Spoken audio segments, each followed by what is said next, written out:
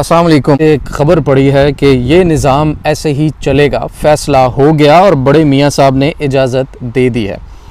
तो मुझे एकदम याद आया कि एक रोज़ कबल जो मैंने वीलॉग किया था उसके अंदर नून लीग के दरमियान जो इस वक्त बैक टू बैक मीटिंग्स हो रही हैं उनका मैंने अहवाल बताया था और बताया था कि क्यों फील्ड मार्शल साहब को जो नोटिफिकेशन है वो ज़रूरी चाहिए। ऐसा नहीं है कि सिर्फ मुद्दत मुलाजमत में तोसी हुई और नोटिफिकेशन ना भी हो तो वो अपने ओहदे पर काम कर सकते हैं, करने को तो वो कुछ भी कर सकते हैं। ज़ाहिर है बादशाह सलामत का इख्तियार होता है, वो चाहे रियाया के साथ मुल्क के साथ जो मर्ज़ी करें।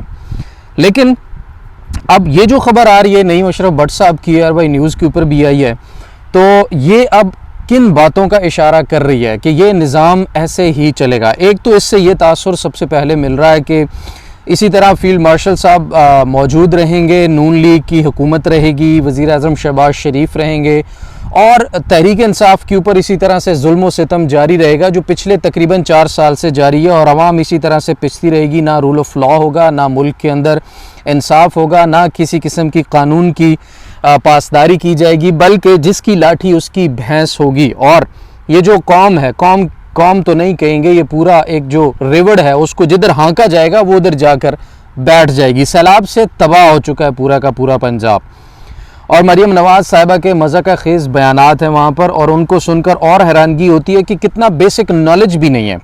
लेकिन उससे भी पहले ये तो एक और तरफ बात चली जाएगी। मुझे जब ये खबर सुनी कि ये निज़ाम ऐसे ही चलेगा तो मुझे अचानक एक दोस्त है हमारे ज़ुबैर अली ख़ान, उनकी एक ट्वीट नज़र से गुज़री कि भाई ने बहन ने भाई के लिए वालिद को मना लिया है। और ग़ालिबन ये इशारा आप समझ गए होंगे, गुज़िश्ता एक तकरीर में ये बताया गया था कि फ़लाँ फ़लाँ मेरे भाई भी हैं, तो ये ग़ालिबन ट्वीट का इशारा उसी तरफ है। लेकिन अगर ऐसा है तो फिर ये अब आगे जो मामलात हैं उनमें क्या बड़ी तब्दीलियां हो सकती हैं। इस हवाले से तकरीबन 2 माह पहले, 1.5 से 2 माह पहले के कुछ वीडियोस अगर आप नीचे जाकर देखेंगे तो आपको ज़रूर मिलेंगी कि 27वीं आईनी तरमीम की जो तैयारी हो रही है वो अगर हो जाती है तो क्या होगा। 27वीं आईनी तरमीम के अंदर क्या क्या चीज़ें होंगी जिससे इस निज़ाम को मज़ीद दवाम मिलेगा, उसमें क्या क्या चीज़ें शामिल हैं, ये मैंने डिस्कस की थी। जिसमें सबसे इम्पॉर्टेंट बात जो थी, जो प्लान का हिस्सा इस वक्त नज़र आ रहा है, उसके मुताबिक कुछ चीज़ें मैं दोहरा देता हूँ जो मुझे नज़र आ रही हैं। अगर ये निज़ाम ऐसे ही चलेगा तो फिर क्या होगा। ये निज़ाम अगर ऐसे ही चलेगा तो 27वीं आईनी तरमीम होगी, आईनी अदालत अलग से बनाई जाएगी। इम्कान है कि उसके जो आईनी सरबराह हैं वो काजी फ़ाइज़ ईसा साहब या उन जैसा ही कुछ शख्स हो और मज़ीद जो तबाहकारियाँ रह गई हैं मुल्क के अंदर कानून और इंसाफ को तबाह करने में, वो भी की जाएंगी। हो सकता है अगले इलेक्शन फिर ये सिस्टम चलेगा तो उसी सिस्टम के ज़ेरे साया हो, और अगर ऐसा होता है तो फिर हो सकता है कि इलेक्शन फिर करवाने की ज़रूरत महसूस ही ना की जाए। 27वीं आईनी तरमीम के अंदर शायद ये डाल दिया जाए कि भाई मखसूस हालात के अंदर इलेक्शन करवाना अगर मुमकिन ना हो तो मौजूदा असम्बलियाँ ही कंटिन्यू करेंगी। हो सकता है कुछ ऐसा तरीक़ेकार बना दिया जाए कि भाई, क्योंकि इन लोगों को गारंटी दिए बगैर ये सिस्टम चला पाना मुमकिन नहीं है। इनको ये गारंटी दी जा रही है कि भाई इमरान खान को हम फिक्स कर देंगे। इस निज़ाम को, इन लोगों को ये गारंटी दी जा रही है कि आप सिर्फ 5 साल के लिए नहीं, आप 10 साल के लिए यहाँ पर बैठे हैं।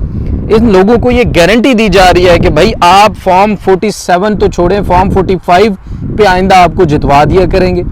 आप अगर ये निज़ाम ऐसे ही चलेगा तो ज़रूर इस पूरे निज़ाम में बैठे लोगों को ये गारंटी दी गई होगी कि आप मुल्क के अंदर जितनी मर्जी करप्शन करें, जितना मर्जी कानून का सत्यानाश कर दें, आप लोगों को कोई टच नहीं कर सकेगा।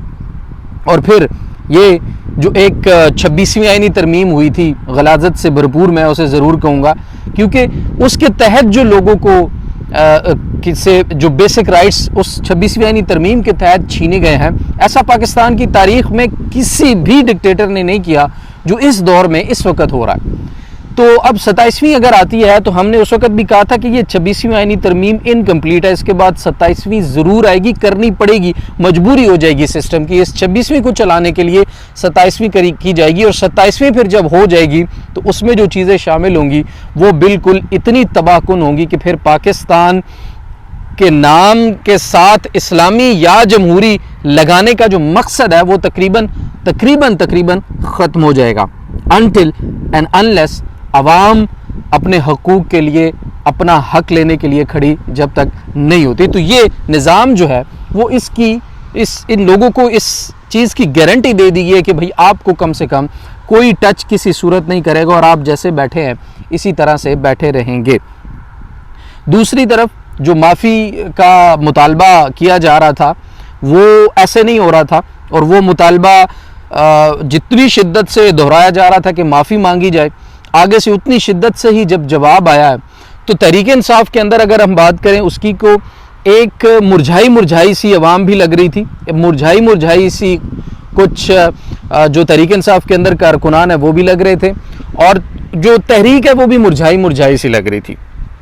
तो तकरीबन 4 माह के बाद जब हलीमा खानम की इमरान खान से मुलाकात होती है तो उसके बाद जो वहाँ से मैसेज आता है कि भाई माफ़ी आप लोगों को मुझसे मांगनी है, और असूली तौर पर यह भी एक याद रखिएगा कि इमरान खान ने कुछ ऐसा नहीं किया कि वो माफ़ी मांगे।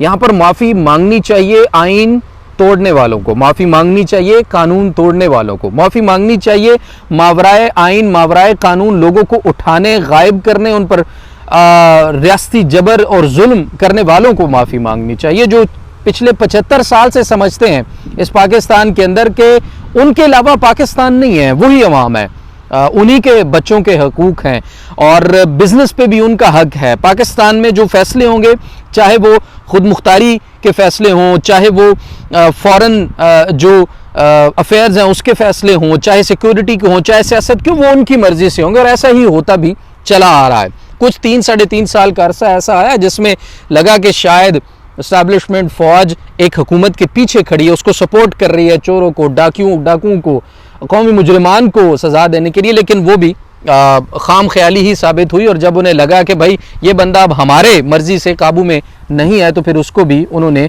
हटा कर अडाला जेल में आपके सामने बंद कर रखा है, और माफ़ी का मुतालबा भी उसी से किया जा रहा है। तो माफ़ी किसको मांगनी चाहिए? आइन और कानून तोड़ने वालों को। लेकिन जब इमरान खान ने माफ़ी का साफ और वाज़ेह तौर पर जवाब दे दिया कि भाई आप मुझसे माफ़ी मांगे, मैं आपको माफ़ कर दूंगा, अभी तक होने वाले जुल्म सितम की माफ़ी तो पहली बात है होनी नहीं चाहिए, उसका होना चाहिए हिसाब और उसका होना चाहिए एहतसाब। अगर माफ़ी हो जाएगी तो फिर कल को कोई और आएगा, वो इसी तरह से जुल्म सितम करेगा और फिर कहेगा जी मुझे माफ़ कर दो।